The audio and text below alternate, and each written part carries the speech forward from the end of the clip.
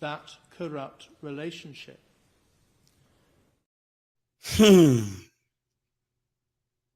That is actually just the beginning.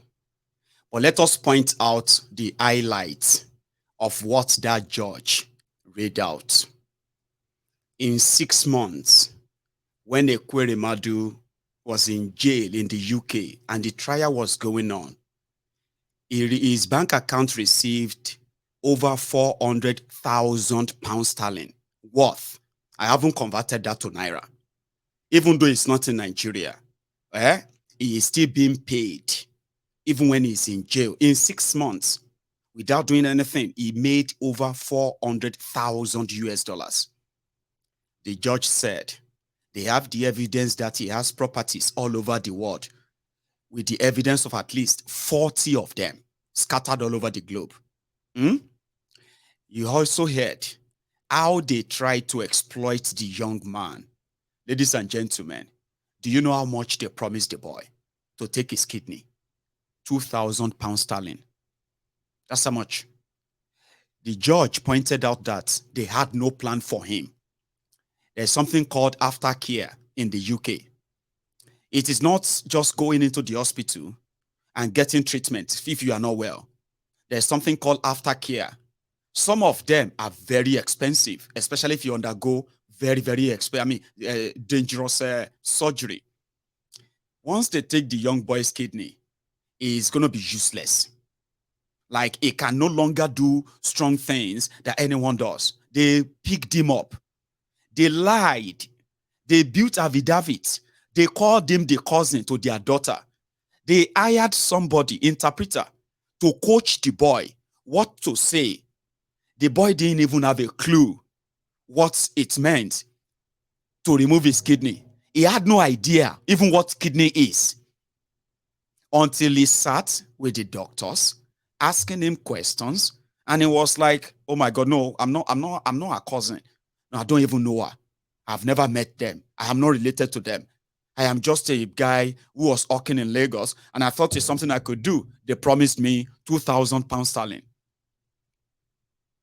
So the doctor that found the boy, that promised the boy that they would change his life with 2,000 pounds sterling, is a doctor.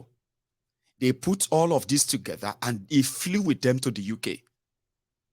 Let's go on. There's another part. Let's listen to this. Again believed the untruthful account that the donor and recipient were cousins.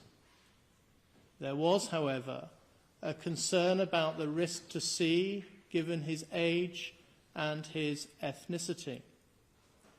After the doctors interviewed him, they were concerned that he was not sufficiently mature and motivated to be an organ donor. This time, the transplant was not approved.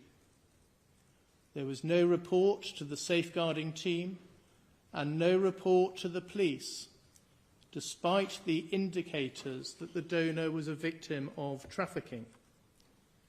Those indicators included the tenuous nature of the relationship between C and Sonia, the limited evidence to support that relationship, and C's clear lack of understanding about the process, and also his reaction to being told that he was at the hospital to discuss a kidney donation.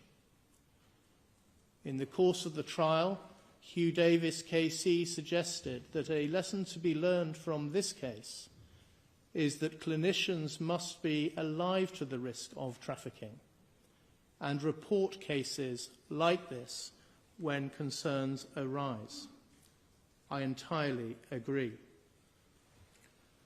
After the decision had been made that the transplant would not go ahead, there was a sinister development.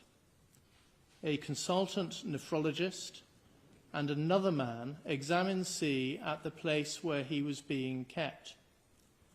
It is not necessary to make a finding as to the true purpose of that examination, but it is easy to understand why C believed that he was going to be taken back to Nigeria for the transplant to be conducted there. On the 3rd of May, When C was due to return to Nigeria, he ran away. He spent 2 nights sleeping rough. On the 5th of May, exactly a year ago, he attended Staines police station. There he saw Sonia Nicholas, a police inquiry officer, and Detective Constable Hannah Paisley. As a result of them carefully listening to C, it was recognised that he might be a victim of trafficking. Arrangements were made to secure his protection and his well-being. Subsequently, each of you was arrested, charged, prosecuted, and convicted. C suffered a loss of his personal autonomy because you kept his passport and exercised control over his movements and his basic human needs. He was put in fear that he would be subject to the forced removal of his kidney without any appropriate aftercare. Now he is scared to return home to Nigeria. As he puts it, he is having to start his life again. I considered that a substantial compensation order might well be appropriate for the loss and damage he has been caused by your conduct. I asked the Crown to inquire as to C's attitude towards such an order.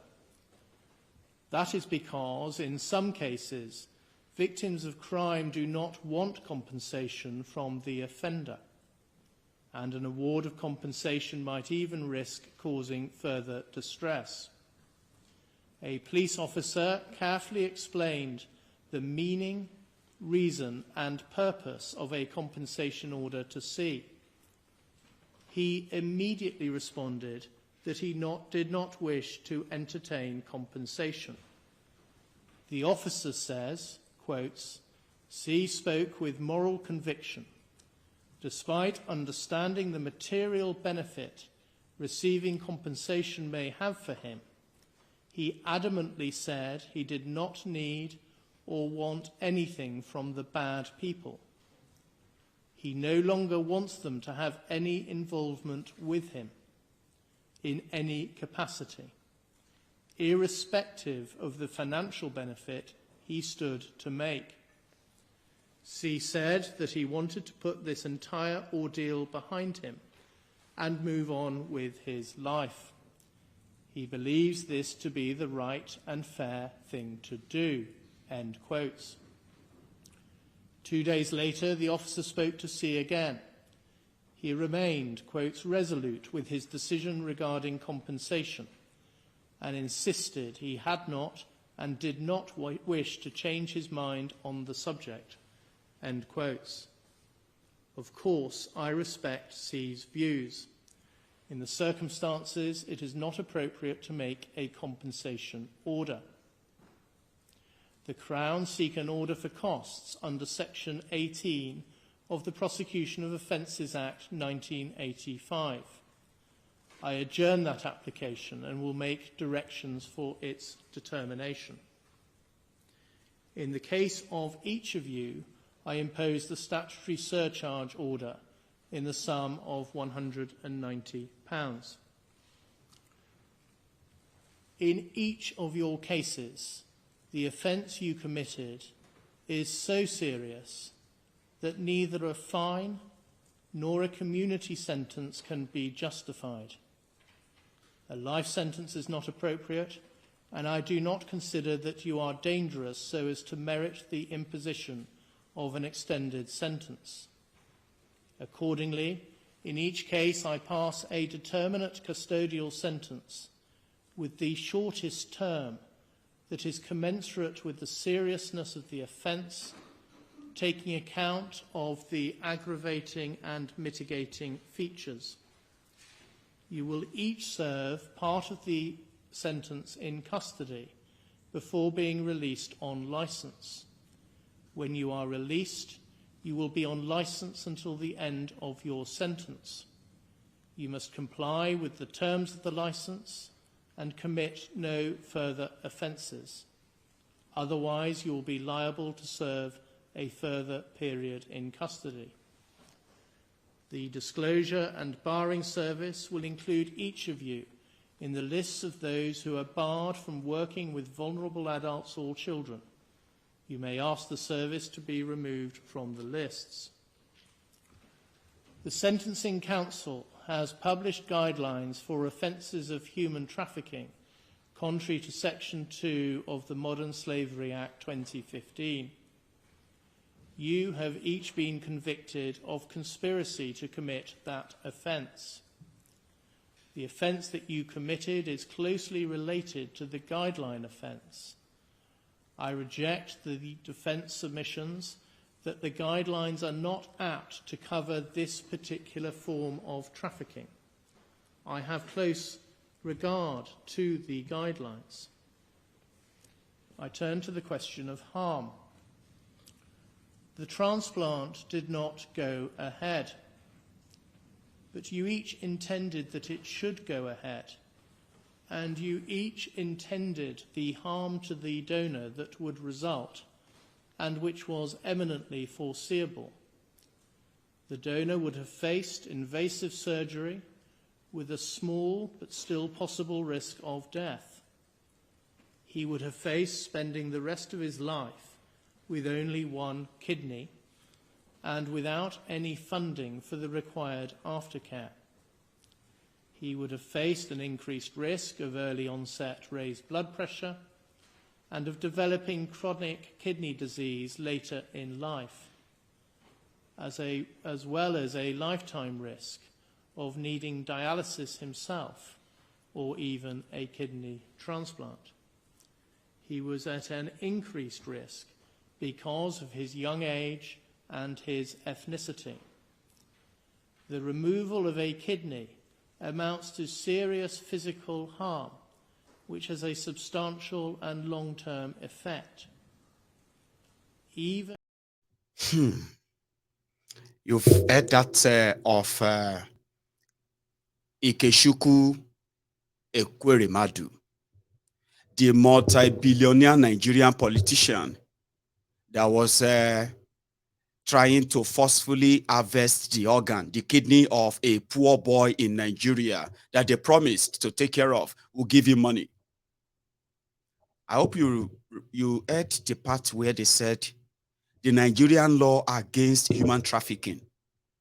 It was actually it was actually Ekweremadus as one of those who wrote that law, passed the law, and made it a crime to traffic humans for the purpose of harvesting their organ. Person will make law. He made law in Nigeria, signed it into law. Bill signed it and made law. Or is above that law. Did you see all the meticulous step by step what they did? I told you it's a long one before we take calls. So this is them now reading back what they did. Abi, they wanted to force the boy back to Nigeria so that they can go and forcefully remove his kidney and use it for their daughter. The day that Ekweremadus landed in Heathrow, in his bag, when he was arrested, in his bag, he had over 24,000 pounds sterling cash in his bag. When I told Agbeke that he had 24,000 pounds sterling cash, Agbeke was like, how did they get pounds sterling in Nigeria? How can you get that much money that is not your money?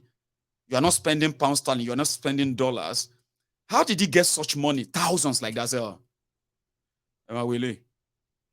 Then they get millions of pounds sterling in cash if they want them. Cash, pounds sterling, in briefcases. Millions. Dollars in pounds sterling. I said dollars in pounds sterling. It's meant to, right?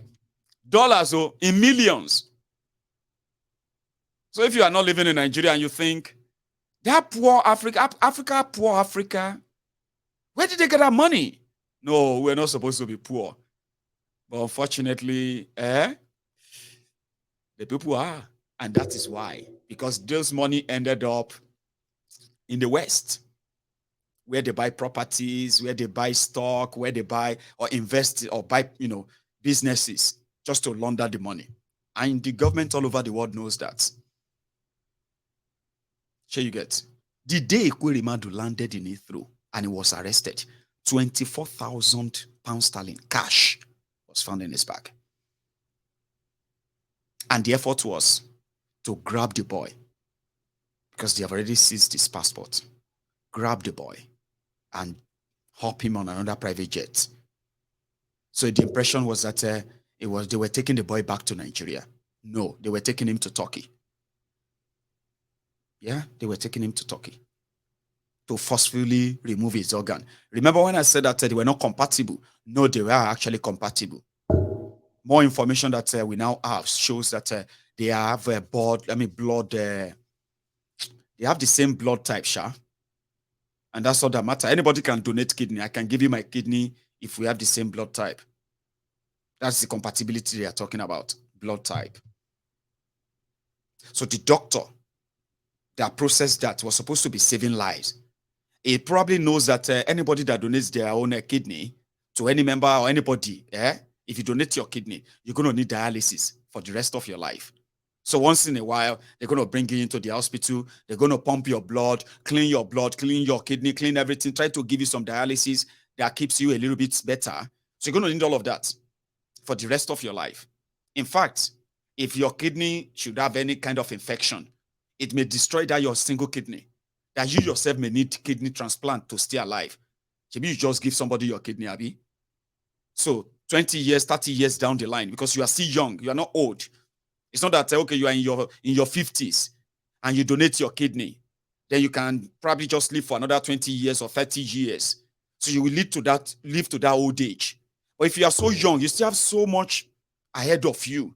So medically, it's not always advisable because of all these risks, except if somebody can guarantee that you will receive aftercare. Don't worry, anything that pop up will be there for you, including if they will need to beg people for kidney for you too. So is that 2,000 pounds? Is that what 2,000 pounds will do? For you to see the heartlessness of man. And to those of you who are already swinging in emotion and all of that, anyway, I don't think any of you will feel good if that was your brother. Like, now man, they do mano. Igbo, they saw the boy as an Igbo boy that should get the best help from the kind of Ekweremadus. The likes of Ekweremadus should be able to just say, you know what, young man, listen, I don't want to take advantage of you, okay? I've got my own family, right? I don't want to take advantage of you as a young man. Do you know the risk that you're actually getting into? Do you know that if things doesn't go well, right, this may shorten your life?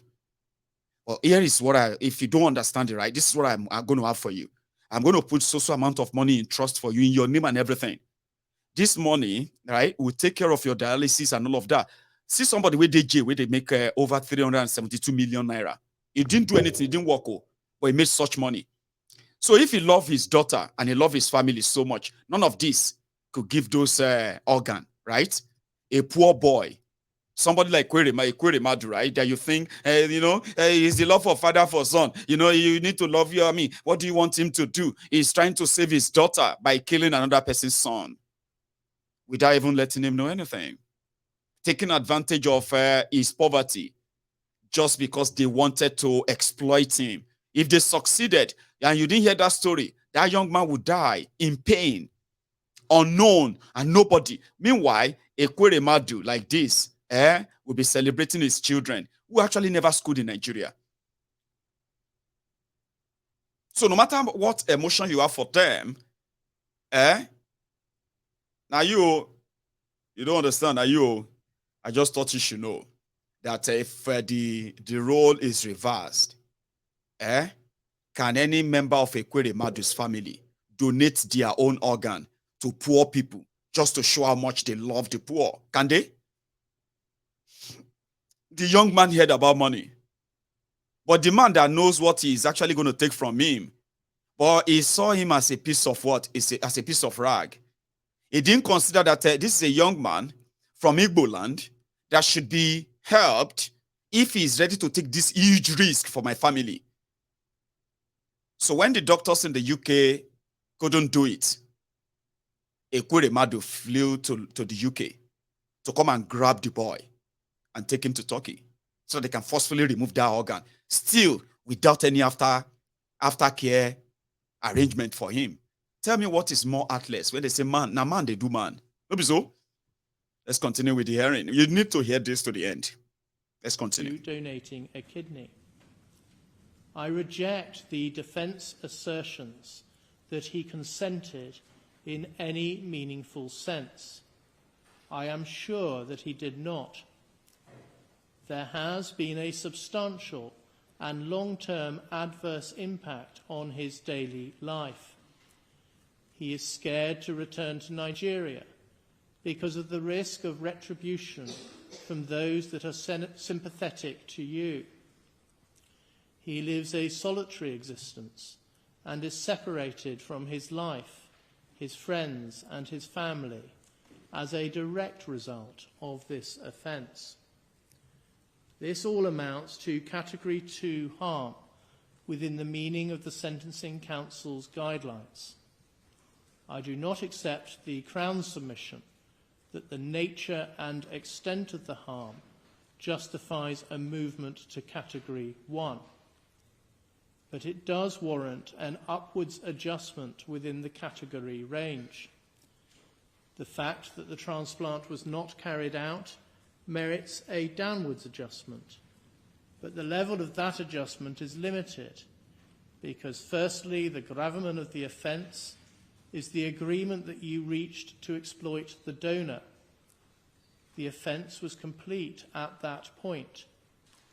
The offence focuses on the conduct of the offender rather than the harm that is caused to the victim. Secondly, you did not withdraw from the conspiracy. The only reason that the transplant did not take place was because the hospital refused to carry it out. In each case, your reaction was to seek to exploit others. And thirdly, quite apart from the harm that would have resulted from a transplant, C has suffered substantial actual harm of the nature that I have identified. I turn to culpability. You, Abina Abeta, fall within the high culpability bracket. You played a leading role in the offending. You identified the donor and controlled him throughout the process. You did so in the expectation of substantial financial reward. I reject your assertion that there is no evidence of substantial financial advantage. Your bank statements show otherwise and demonstrate that you were reliant on the funds you secured from the Ekweremadus family to keep your head above water. You applied a high degree of planning and premeditation. For example, you arranged the visa, you secured a fabricated affidavit, and you organized a scheme to seek to deceive the clinicians and ultimately the Human Tissue Authority. You were thoroughly dishonest throughout. You kept a substantial sum of money that was paid by Ekweremadus and was intended for the donor. You, Ekweremadus, also fall within the high culpability bracket. You also played a leading role in the offending, and to a greater extent than Abina Abeta, who was acting through Ekweremadus at your direction. You did so in order to secure a material advantage, namely a human kidney for your daughter. You were involved in a high degree of planning and premeditation. For example, you orchestrated the arrangements with your brother, Dewey. You sought to conceal your link to the payment of a donor reward by instructing a member of your staff to make the payment via a currency trader. You were involved in the corruption of a member of hospital staff. I reject the defence suggestion that you were naive as to offers or payments of a reward to the donor, or that you only joined the conspiracy at a late stage. I am satisfied so that I am sure that you were the driving force throughout. Reliance is placed on the fact that you had no contact with C or Abina Abeta. That is true, but it is an indicator of the leading role you played, directing the overall operation, but keeping your distance by getting others to do your bidding. I accept that you were not directly involved in the fabrication of an affidavit and that you told Sonia not to sign it. Again, in context, that is consistent with the type of leading role you played. You well knew the sorts of steps that were being taken to try and pull the wool over the eyes of the doctors and regulators. I am satisfied that you, Beatrice Ekweremadus, performed more limited functions under the direction of your husband. I accept the submission of Anu Mahindru, King's Counsel, that your family was patriarchal and you were deferential to your husband. Your role was primarily to adopt the cousin lie. There was, so far as you are concerned, some limited planning and premeditation. You committed the offence in the expectation of a material advantage, namely securing a kidney for your daughter. Your case falls at the cusp of lower and medium culpability. Before allowing for aggravating and mitigating factors, the applicable starting points are custodial sentences of 10 years in the case of Abina Abeta, 10 years and 6 months in the case of Ekweremadus, and 6 years in the case of Beatrice Ekweremadus. Abina Abeta, stand up, please. There are aggravating features in your case. You deliberately targeted a victim who was particularly vulnerable due to his young age, his isolation from his immediate family, and his poverty. After the conspiracy to exploit C was thwarted, you continued to try and find another person to be exploited in the same way. As against that, you have no previous convictions, and you are a person of good character. I accept that you have done much good work as a medical doctor. You also have your own serious medical condition, as someone who has himself undergone a kidney transplant. I've taken account of the medical evidence. That does not suggest that your condition cannot be adequately managed in custody. I consider that the mitigating and aggravating factors are in balance. I sentence you to 10 years imprisonment. Subject to allowing for the time for which you have been remanded in custody, you will spend 2/3 of that time in custody and will then be on licence until the end of your sentence. You can sit down, please. So that's other part of that judgment being read there. So let's pick some of the highlights as well, right? Ekweremadus' wife got 6 years in jail. She's going to spend maybe 2.5.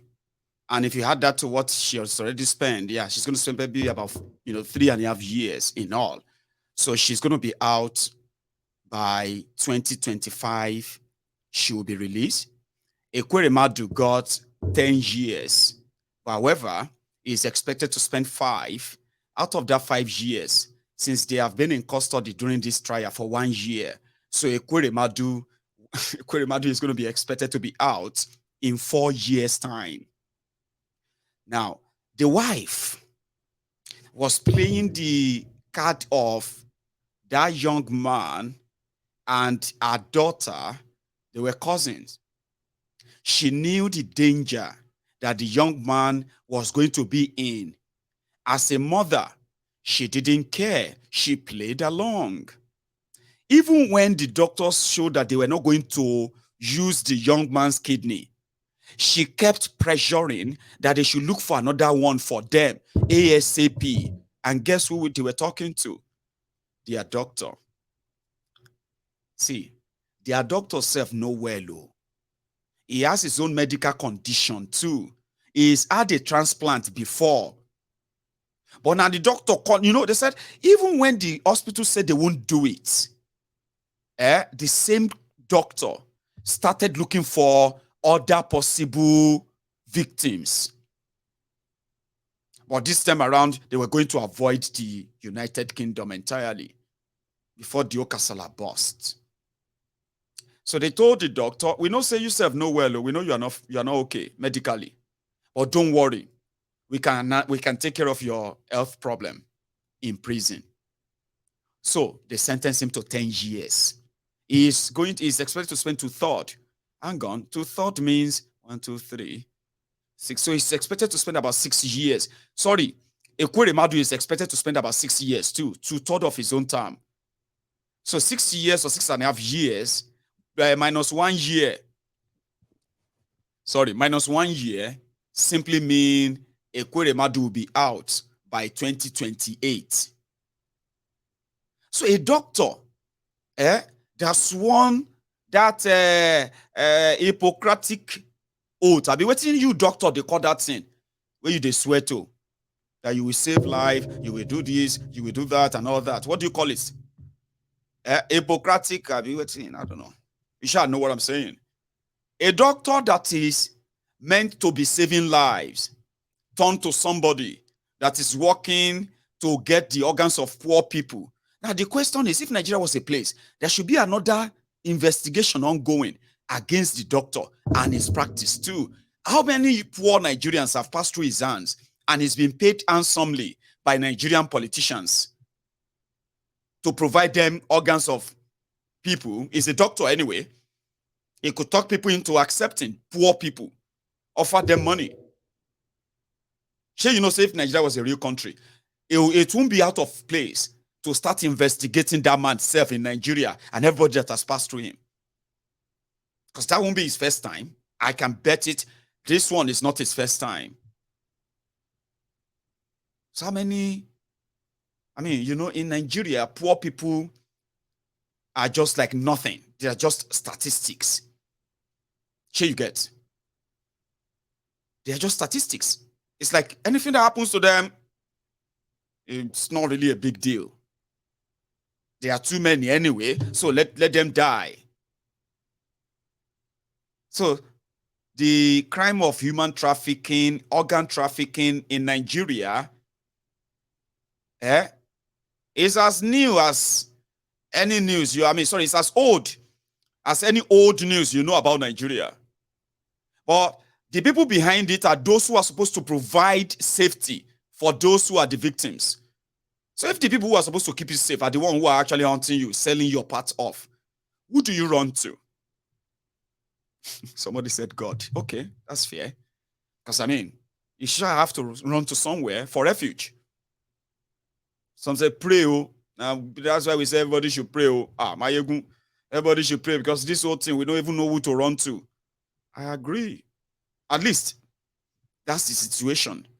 And people are saying they don't want to be poor. But being poor right now is actually not the fault of so many of you. Whether you are working hard, legit, and the rest of that, there is nothing you can do to be out of that poverty. I'm talking about a lot of people.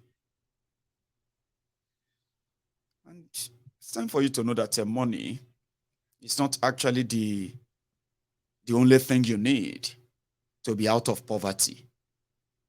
In Nigeria, let's hear the other part where the rich people, the powerful people, they were writing the UK court to free Ekweremadus. But let's hear the part of this doctor before we take calls. Transplant. I've taken account of the medical evidence. That does not suggest that your condition cannot be adequately managed in custody. I consider that the mitigating and aggravating factors are in balance.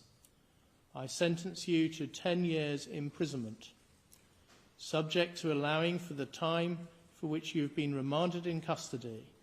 You will spend 2/3 of that time in custody and will then be on licence until the end of your sentence. You can sit down, please. Senator Ekweremadus, stand up, please. There are substantial aggravating features in your case. You knew that the donor was vulnerable because of his young age and his poverty. You had a profound understanding of the impact of poverty because of the work you have done for the ECOA Foundation. You gave direct instructions to ensure that tight control was exercised overseas. Once the transplant did not go ahead, you immediately sought to find another person to be exploited in the same way, rapidly managing to identify several potential candidates. As against that, you have your own ongoing health problems. You have no previous convictions and were a person of good character. I accept Mr. Hicks KC's description of you as having exceptionally positive good character, and that your conviction represents a very substantial fall from grace. You set up the ECOA Foundation and have funded that organisation, which undertakes a very great deal of valuable charitable work to help those living in poverty in Nigeria. At trial, there was a great deal of character witness testimony, including from Archbishop Emmanuel Chukwuma, the Archbishop for the Diocese of Enugu. I have been provided with a bundle of 51 pages of character statements for the purpose of sentencing. I have read all of them.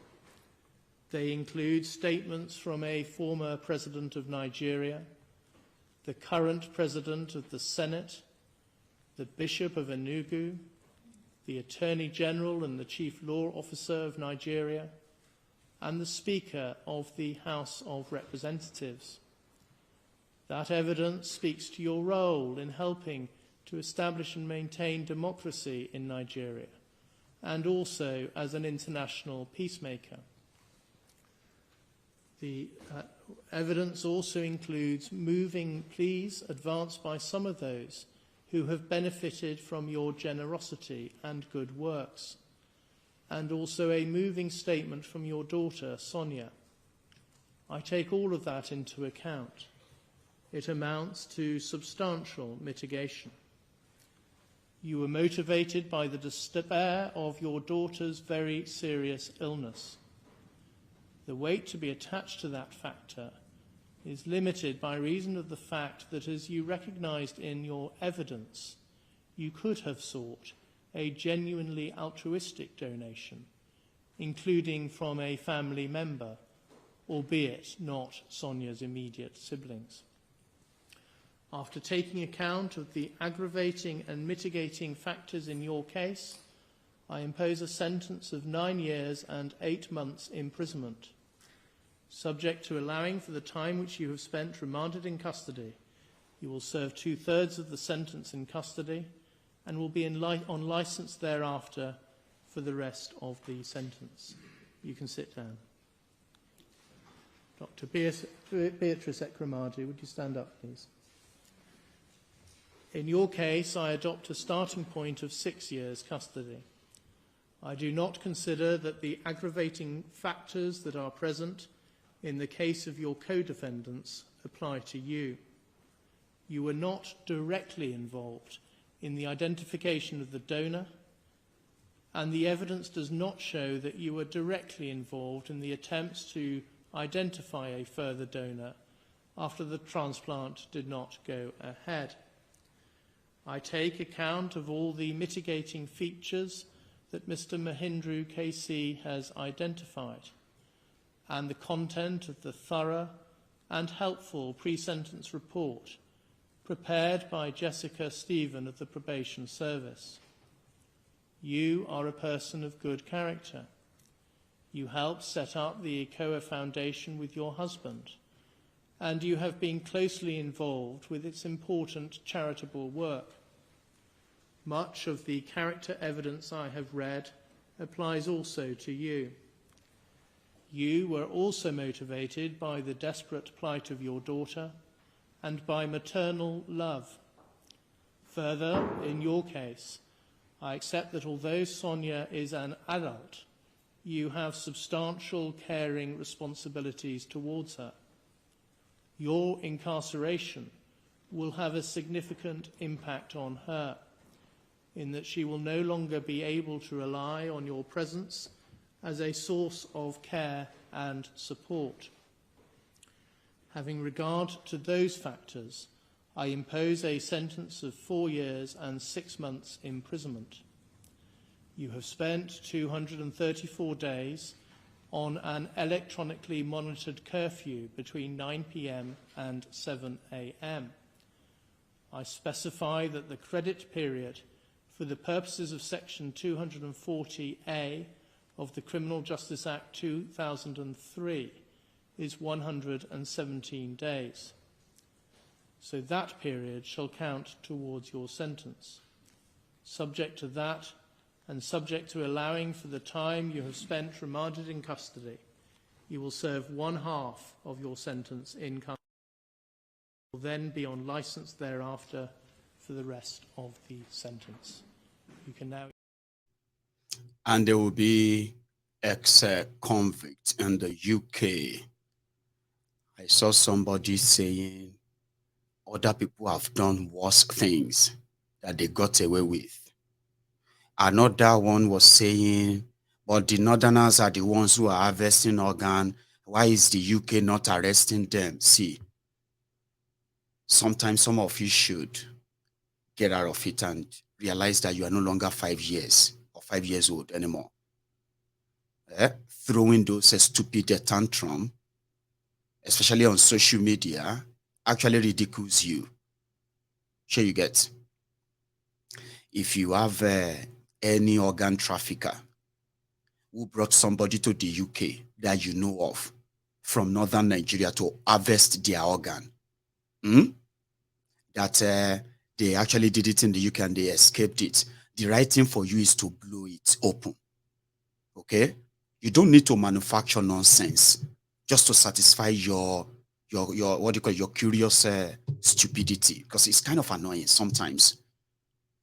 You can sit down and just make things. What about other people who have been doing it and they have been getting away with it? Really? A young man's life just got saved. You miserable cunts are more interested in why are others not getting punished for what they are doing in the UK. So if you have a shithole where every criminal is a lord and is a philanthropist, is a free giver, and the rest of that, of course we know that. But can you for a minute just kind of think about what just happened without you being so miserable, looking for something and something to blame it on, to water it down, and your usual whataboutism? I mean, once in a while, you miserable people should kind of remember that you are no longer 5 years old. I mean, you are no longer 5-year-olds. Right? So the conversation is that somebody who has been in government for decades in Nigeria failed to actually make improvement in your health care, in your educational system, that their children don't even live in Nigeria. They don't school in Nigeria. You know that most of you miserable cunts actually like kind of support that in your poverty. Okay, fine, that's the regular. No big deal. So when did it become so okay, right, to now turn the poor people to their guinea pig? And you can actually jump out there and ask your usual stupid questions. Why are they not doing it to others? Why are they not arresting others? You bunch of miserable people. We deal with you all the time. Unfortunately, some of you ask these dumb questions, not because you are looking for an answer. You are just looking for something to deviate it, to water it down. Unfortunately. Because a lot of you actually feels like, people like you feels like you are above being a victim when you are actually a victim already of that rotten system. Why can't they arrest the Northerners? The Fulani Caliphate. They are also coming. Why can you be so daft? And sometimes, I'm so happy that some of you dafties, you don't pick up the phone to call this program. Though once in a while, there are some other dafties that miss the road and they kind of lost their tongues when they call in. When real conversation is being asked, some of you are blinded by your ethnic, tribe, religion, and other useless things that you pretend to kind of, no, I'm not tribal. And you weary. And that's why you kind of have to look for something like, hey, but is it Ekweremadus that will first do it? No, we are talking about Ekweremadus now. Okay? Like we have been talking about everyone else. So yeah, they've been jailed. And what they have done, ordinarily, the judge was actually being lenient. Yeah, it's just been nice because, yeah, somehow, it's a crime of passion, you will call it. But what happened to the family of the young boy? Because to some of you, it probably has no life to you, even though you are as miserable, as poor, as the poverty that the likes of Ekweremadus promoted in Nigeria and flawed, like the nourished. Why they became multi-billionaire, they left the rest of you in abject poverty. And some of you miserable wearies. It's just the same way the likes of Ekweremadus see the poor. That's how you see them too. Look at how he brought a big man down. You are sheeris. And I remember telling you, if you really want to watch what I just showed there, don't bring that your lunacy into it. And don't begin to shout, they don't like Igbos. You both don't like Igbo. Can you just kind of act? You know what I mean? I know a lot of you have your bigotry in you and you love hiding it, okay? But I mean, you can't hide it from me. No, you can't. I will let you show it that you are a bigoted weary, pretending to be, but whenever that thing hits the right chord in you, you won't be able to hide it. Read the comment. A poor boy was brought to the UK for his kidney to be taken, and they promised him £2,000 sterling to be taken and given to their daughter. No aftercare plan for him. But you are sheeries, you mad wearies. Are more interested in why are the Oyinbos interested in they don't like Igbos? Like you actually feel that's what this is all about. Not because Ekweremadus that you want to use is because they don't like Igbo. The boy that he brought to the UK, the poor boy, is also Igbo. So they told him to go and bring a poor boy and bring him to the UK to extract his organ. Abi? Then they decided to arrest him because other people are doing it too. So why can't Ekweremadus do it? And you're shiri did. Why are you going? You don't need to curse people. People like say you are new. You know, if you are new, well, you are welcome to the party. I don't know how to say it otherwise. If you are Olori Bruku, I'll tell you that you are Olori Bruku. It doesn't matter how much you pretend about it. We do know the Olori Brukus. You know, the Olori Brukus that feels like, I like this guy. He's always exposing APC. Ashiri. Do you think this is all about APC? Or PDP? Or whatever other things you have in your warped mind. A crime is committed, and in Nigeria, your criminal leaders, they are from every tribe, every religion, every region. So if you want to actually enjoy the conversation of Mayegun's Diary Political, don't come here and start when, for example, when I say something about Tinubu, like this man is very factual. Weary, me factual. Because Tinubu sounded like somebody you don't like, Abi. Okay, great. So if I speak about any other person that you seems to like, and you begin to feel like, leave that one. Leave that one out of it. Mayegun, I know what I am saying. There is a conspiracy against Olori Buruku. Don't do that. Oh. Don't do that here. You know why? You are trying to deviate us so that we will no longer see the crime he just committed as anything too big. Maybe other people are doing it. Oh, Nikure. If you are Igbo watching me right now, and somehow, in your warped mental mind, now people will not like Igbo. They go after Ekweremadus. Listen to me. If you don't understand Onikure, you no go die well. Your heart no go touch ground. Sure you get. Look at me very well. You are worse than I don't know how to describe you. But listen, if you are still vying on that, thinking because this one is an Igbo, this one is a Fulani, it's a conspiracy against us, you dey mad. I dey tell you for free. Because this guy just committed a very grave crime, something that should ordinarily, which I have seen everywhere, Igbos, so Yorubas, even mostly Igbos, they rejected him. We know the damages he's done to our people. Those who are going to oppress him are those who are licking their asses like you have them across Nigeria. We know what he's part of, and I do have some of them too. So don't ever bring, because he's an Igbo man, because he's a Yoruba man, and because he's a this one man, don't bring that madness here. It no go work for you. Don't cook your conspiracy in that your dingy, in that your room, and then begin to type nonsense to say, I know what I am saying. What are you saying? Really? Like say you don't smoke Maya. If you meet your other lunatic orders like that, you can share that with them. This man took a poor boy from Nigeria. That's the crime. Oh. He took a poor boy from Nigeria, deceived him in order to what? To go and remove his organ, his kidney. They told him that he was doing something that will never harm him. Now we know it's what's going to harm him. The young man escaped or dodged a bullet. So you are interested in, because he's an Igbo. Oh, Nikure. Ati Wike, whatever nonsense. But anyway, if your papa born you well enough that you get the courage, I actually want to engage some of you lunatics that you think you can deviate it and turn it to something and all of you. And to those of you who actually know better, Ekweremadus is -1. It doesn't mean that you won't go back to Nigeria and start enjoying the same privilege. Or the same Olori Brukus go still bring out the drum to welcome him at the airport after the jail time. And they will still tell you he's their leader. So I'm not going to be surprised about that. But if you have the enough courage, pick up the phone and call me. I'll be here. The number is on your screen. Or you will know that you're not speaking. You are not actually going to be talking to a 5-year-old. Sure, you get.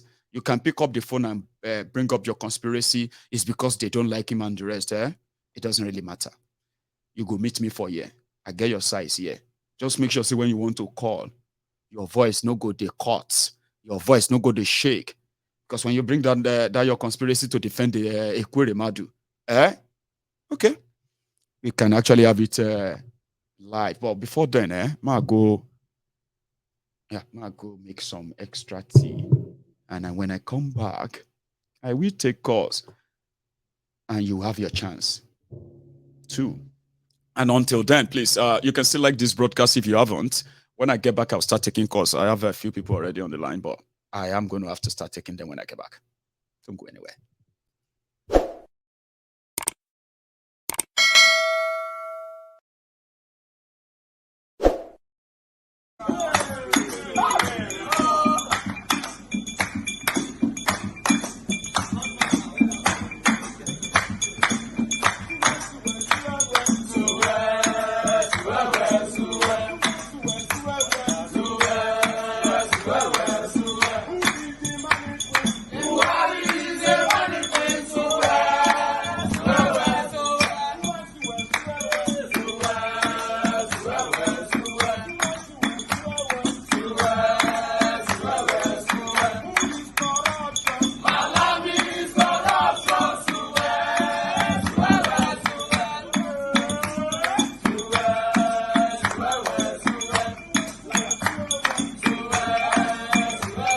Liar.